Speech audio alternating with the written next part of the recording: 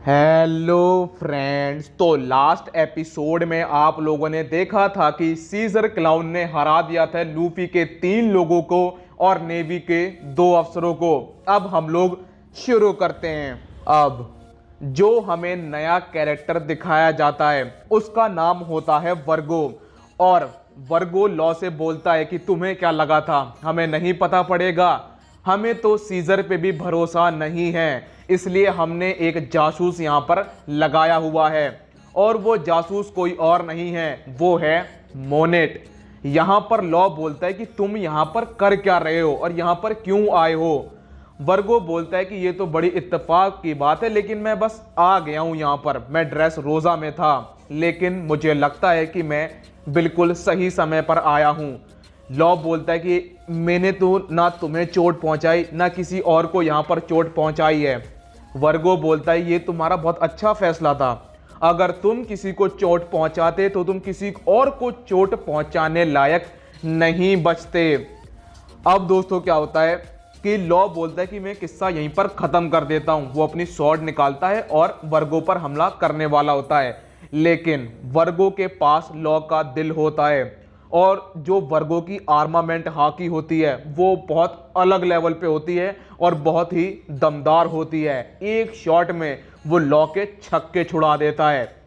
इधर हम लोगों को दिखाया जाता है जो नेवी के सोल्जर्स होते हैं वो देख के दंग रह जाते हैं कि स्ट्रॉ हेड्स भी आ गए, और जो हमारे कैप्टन और वाइस एडमायरल थे वो दोनों ही हार गए। ये देख के वो एकदम चौंक जाते हैं और सीजर अपने साथियों से बोलता है कि तुम इन सबको जल्दी से बंदी बना लो, और हाँ, जिन जिन के पास डेविल फ्रूट है उनको जो है सी स्टोन की हथकड़ियों से बांध देना। इधर जोरो लोगों के सामने भी एक प्रॉब्लम आ जाती है।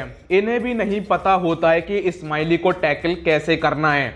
इधर जो किनेमोन होता है उसको सांजी की चिंता हो रही होती है। तो अब होता क्या है कि जोरो एक स्लैश मार देता है उस इस्माइली में, जिसके बाद उसमें से पॉइजनस गैस बाहर निकलती है और वो पॉइजनस गैस ब्रुक के सीधा मुंह पर लगती है। और ब्रुक बोलता है मेरी आंखें, कहीं कहीं मेरी आंखें, लेकिन बाद में वो बोलता है कि मेरी तो आंखें ही नहीं है। मजाक मजेदार।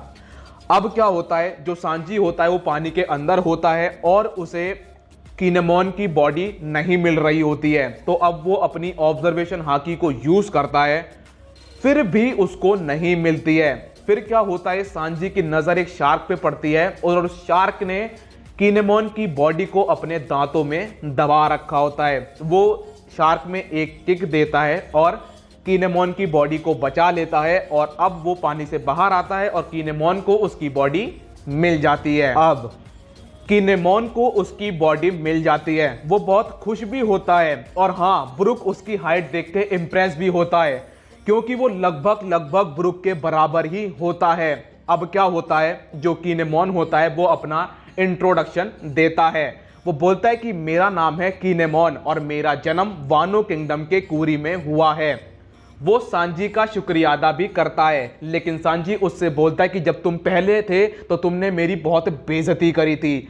अब किनेमोन वो सब कुछ सोचता है कि मैंने कैसे जो है सांजी की बेइज्जती करी थी।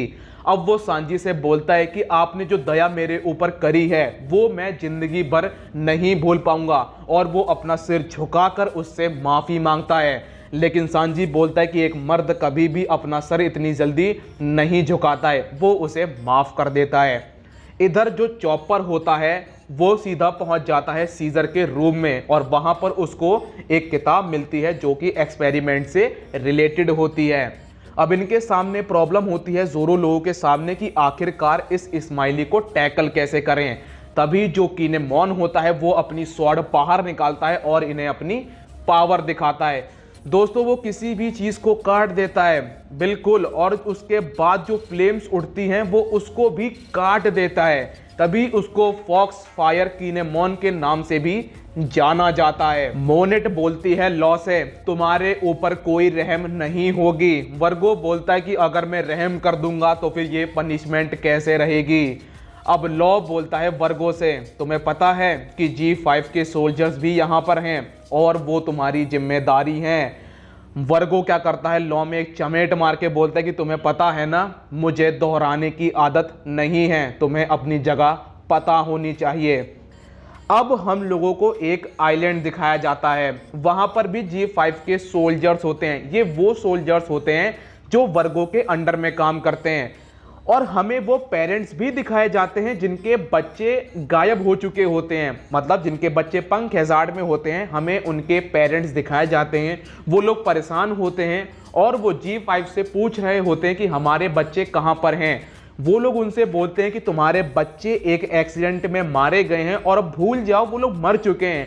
लेकिन उन पेरेंट्स को भरोसा होता है कि नहीं, हमारे बच्चे नहीं मरे हैं और हमें पूरा भरोसा है कि वो कहीं ना कहीं पे जिंदा हैं। हमें कैप्टन ताशिगी से एक बार बात कर लेने दो। लेकिन वो लोग ताशिगी से बात नहीं कराते हैं। इधर जो बच्चे होते हैं वो फिर दोबारा होश में आ जाते हैं और वो बोलते हैं कि हमें आज़ाद करो। यहाँ पर जो नामी होती है वो ऊसोप से बोलती है कि ऊसोप अपनी स्लीपिंग गैस का यूज़ करो और इन्हें बेहोश करो, नहीं तो गड़बड़ हो जाएगी। ऊसोप बोलता है कि अब मैं अगर अपनी स्लीपिंग गैस का यूज़ भी कर लूँ तो कोई फ़ायदा नहीं है। वो बच्चे आउट ऑफ कंट्रोल हो जाते हैं, चेन भी खुल जाती है, वो वहाँ पर तांडव मचाना भी शुरू कर देते हैं। ऊसोप और नामी की हाथों से कंडीशन पूरी निकल जाती है। तभी वहां पर आता है सीजर क्लाउन और वो बच्चों को कैंडी दिखाता है और बोलता है कि फिर दोबारा लैब में चलो। इधर हम लोग को दिखाया जाता है कि ज़ोरो लोगों के सामने एक नई प्रॉब्लम आती है और वो प्रॉब्लम ये होती है कि अब जो स्लाइम होता है वो अपने आप को ट्रांसफॉर्म करता है। उसका मुंह एकदम छिपकली जैसा बना लेता है और जो उसके पैर होते हैं वो होते हैं एकदम मेंढक जैसे। और जब अपने वो जो टुकड़े होते हैं बॉडी पार्ट्स, उन्हें जब वो ज़ोरो की तरफ मतलब फेंकता है तो अब वो बहुत बड़े बड़े बॉडी पार्ट्स फेंकना शुरू कर देता है। जिसके बाद जो किनेमोन होता है वो तो बोलता है कि देखो ऐसा है, मैं जा रहा हूँ मोमोनोसुके को बचाने के लिए। दोस्तों मैं मोमोनोसुके को मोमो बोलूँगा। वो मोमो को बचाने के लिए निकल जाता है और ज़ोरो सांजी भी उसी के पीछे भाग रहे होते हैं, लेकिन इन दोनों में हो जाती है बहस।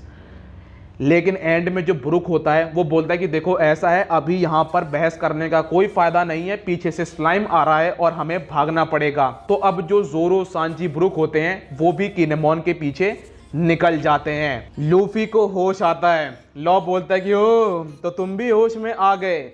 तो ये देखते क्या है कि स्मोकी भी वहीं पर है। तो निको रोबिन बोलती है कि अरे वाह, अलाबास्ता वाली पूरी कंडीशन बन गई है। अब जो ताशिगी होती है उसकी नज़र पड़ती है वर्गो के ऊपर और यहाँ पर जो स्मोकर होता है वो बोलता है कि तुम तो G5 के हेड हो, वर्गो तुम यहाँ पर क्या कर रहे हो। नेवी के सोल्जर्स लैब के बाहर होते हैं और सीजर ने अपने जितने भी सोल्जर्स होते हैं उन्हें लैब के अंदर कर लिया होता है। सारे कमरे बंद कर दिए होते हैं ताकि जो नेवी के सोल्जर्स हैं वो अंदर ना आ पाएँ। और वो बन चुके होते हैं बलि के बकरे, क्योंकि स्लाइम बाहर घूम रहा होता है और उनका मरना तय होता है। तो अब यहाँ पर जो वर्गो होता है वो मोनेट से बोलता है कि सीजर क्या करना चाहता है। मोनेट बोलती है कि मुझे खैर ज़्यादा तो नहीं पता है, लेकिन हाँ वो बहुत बड़ा एक्सपेरिमेंट करना चाहता है और उसने अपने पेट स्माइली को भी बाहर छोड़ रखा है। वर्गो बोलता है कि ओह, मतलब कि जितने भी लोग बाहर हैं वो सब मरने वाले हैं। मैं इस एक्सपेरिमेंट को देखना चाहूँगा जाने से पहले। यहाँ पर जो स्मोकर होता है वो बोलता है कि वो लोग G5 के सोल्जर्स हैं, वो तुम्हारी भी जिम्मेदारी हैं। लेकिन अब उन्हें एहसास होता है कि भैया मामला तो कुछ और ही है, क्योंकि वर्गो बोलता है कि मुझे फ़र्क नहीं पड़ता है।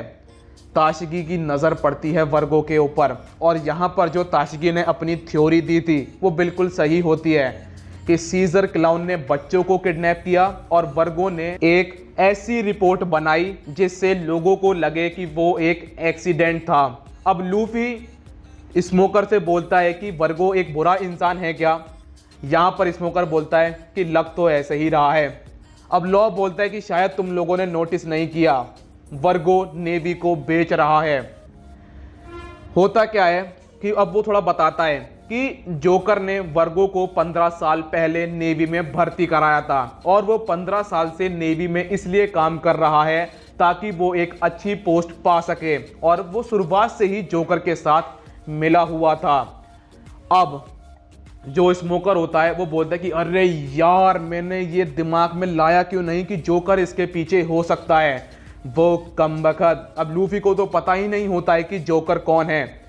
यहाँ पर जो वर्गो होता है वो बोलता है कि अब तुम लोग कुछ भी कहो, स्मोकर मैं तुम्हें यहाँ पर मार दूंगा, क्योंकि जब मुझे पता पड़ा था कि तुम यहाँ पर आ रहे हो तो मैं थोड़ा सा चिंतित था, लेकिन अब मैं तुम्हें यहाँ पर मार दूंगा और कैप्टन ताशगी तुम्हें भी, क्योंकि मैं नहीं चाहता हूँ कि जो लोग मेरे बारे में जान गए हैं वो जाके मेरे खिलाफ रिपोर्ट करें।